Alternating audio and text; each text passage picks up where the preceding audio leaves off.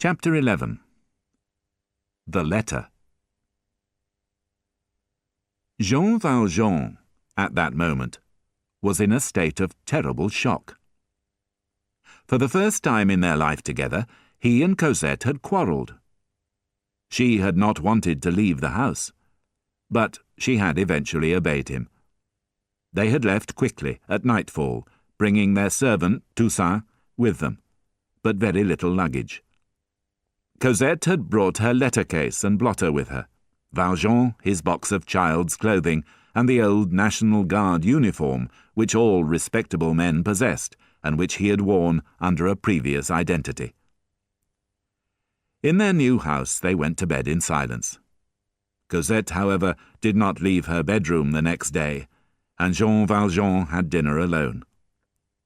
As he was eating, Toussaint told him about the fighting in the city, but he did not pay much attention. He was too worried about Cosette. There was no reason, he thought, why they should not continue to live happily together in England. As long as he had Cosette, he would be happy, and it did not matter where they lived. He began to feel happier as he thought about the journey they would soon be making. He stood up and was going to leave the room, when something made him stop.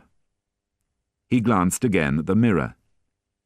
Cosette's blotter was lying on a cupboard just below it, and, as Valjean stared at its reflection, he read the following lines. My dearest, we are leaving this house at once.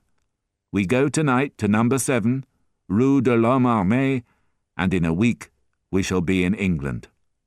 Cosette, the 4th of June. In her unhappy state of mind, Cosette had forgotten to remove the page that she had used to blot the letter she had written to Marius.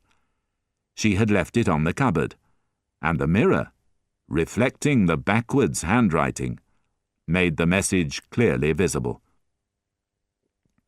Valjean moved closer to the mirror and read the lines again, not wanting to believe them. But there was no doubt that this was Cosette's handwriting. He began to shake, and he fell back into an armchair, feeling angry and betrayed. He had suffered terribly over the years, and until now he had survived every disaster. But this was the worst thing that had ever happened to him. Someone was threatening to rob him of the only person he loved. He murmured to himself, "She's going to leave me." And the pain of those words cut into his heart like a knife. After a short time he rose to his feet and looked again at the blotter. His anger and misery of minutes before had been replaced by a terrible calmness. He stared at the blotter, coldness in his eyes, the darkness of the deepest night in his heart.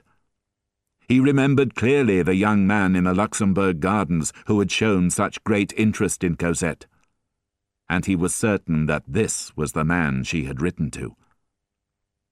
He went out into the night and sat on the doorstep, his heart filled with a terrible hatred for the man who was trying to steal Cosette from him.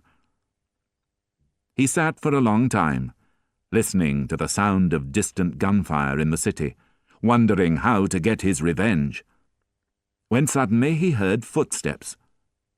Looking up, he saw a pale-faced boy, dressed in rags, studying the numbers of the houses in the street. Seeing Valjean on his doorstep, the boy stopped and asked, "Do you live in this street?" "Yes. Why?" "I'm looking for number 7. I have a letter for a girl who lives here." "Well, I'm the girl's father. You can give the letter to me. Oh, and one more thing before you go," Valjean said when the boy had handed him the letter. "Where should I take the reply?" "That letter comes from the barricade in the Rue de la Chanvrerie," the boy replied, "which is where I'm going now. Good night, citizen." Jean Valjean went back into the house and tried to make sense of the words that danced before his eyes. "I shall die. When you read this, my soul will be very near. This was enough to fill his hate-filled heart with sudden joy. So the problem was solved. The man who threatened his happiness was going to die, was perhaps already dead. Then Valjean frowned, and after a quick calculation, decided that Marius was probably still alive. But it made no difference. He was still certain to die, and Valjean's happiness would be safe.